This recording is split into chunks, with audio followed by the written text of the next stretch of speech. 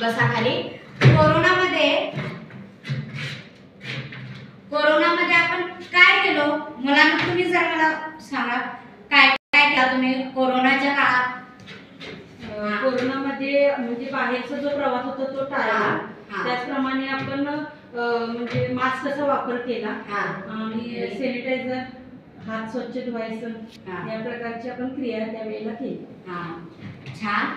आपण कोरोनाच्या काळात बाहेर जाऊ शकत नाही आणि ते सॅनिटायझर ते म्हणजे कोरोनाच्या वेळी आपल्याला घराच्या बाहेर जाता येऊ शकत नव्हतं, कुणाला भेटता येत नव्हतं. लांब गावी जायचं असलं तर आपण कॉलवर फोनवर बोलत होतो, पण आपण त्यांना जाऊन तिथं भेटू शकत नव्हतो. आणि घराच्या आपले सगळे व्यवसाय हे सगळे बंद होते, हो ना, कोरोनाच्या काळात. तर आज आपण बघणार आहोत. आता तुम्ही एका गार्डन मध्ये गेलाय तर बागेत गेलाय तर बागेत तुम्हाला काय दिसतंय?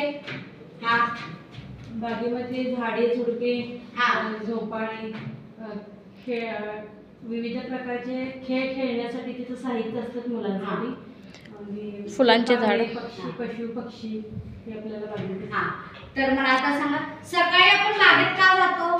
सकाळी उठल्याबरोबर कशासाठी आपण जातो? आजी आजोबा तुमचे जातात बघा फिरण्यासाठी वगैरे. मग कशासाठी जातात तुम्ही बागेत?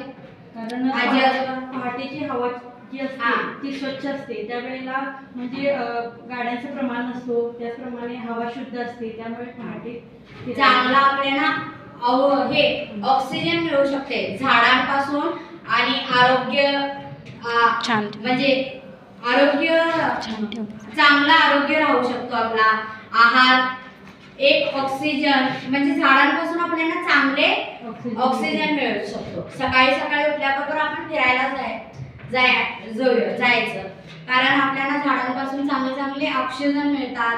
आणि आता नवीन आता आलेत बघा ते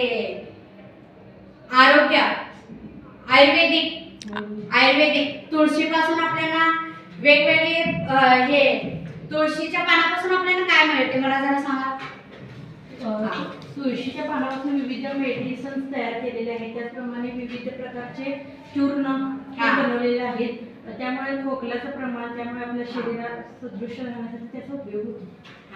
तुळशीच्या पानापासून आपण तुळशीचं लग्न करतो त्याला पूजा ते करतो तुळशीच्या झाड. त्याचं आरोग्य पण आहे, आरोग्यासाठी त्याला आपण महत्व आहे त्याचं तुळशीच्या पानाचं.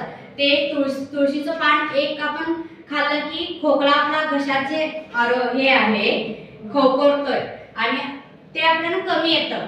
त्याच्यामुळे आपण त्या आरोग्यासाठी तुळशीचं पानाचा आणि वेगवेगळे आयुर्वेदिक झाडे आपल्याला मिळू शकतात. चहापत्ती पण ते चहामध्ये घालून आपण वापरू शकतो. तसाच ते आपण सकाळी बागेत गेल्यावर आजी आजोबा जोर जोरात हसत असतात बघा, बघितलाय मुलांनो? असा एक ग्रुप करतात त्यांनी. आता आपण नाही आहे, मी दाखवले असते तुम्हाला. तर एक असं 5-6 जण असतात, मग त्यांनी हास्य क्लब म्हणून म्हणतात त्याला.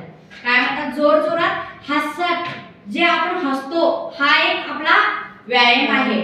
तो एक हसणे हे आपल्याला एक व्यायाम आहे, जोर जोरात हसणे. कारण आपले हे जे फुफ्फुसे शिरा ते नसतात ना, त्यांना सकाळी सकाळी जागे होण्यासाठी तो हास्य क्लब हा वापरला जातो. हसणे हा एक चांगला आरोग्य व्यायाम आहे.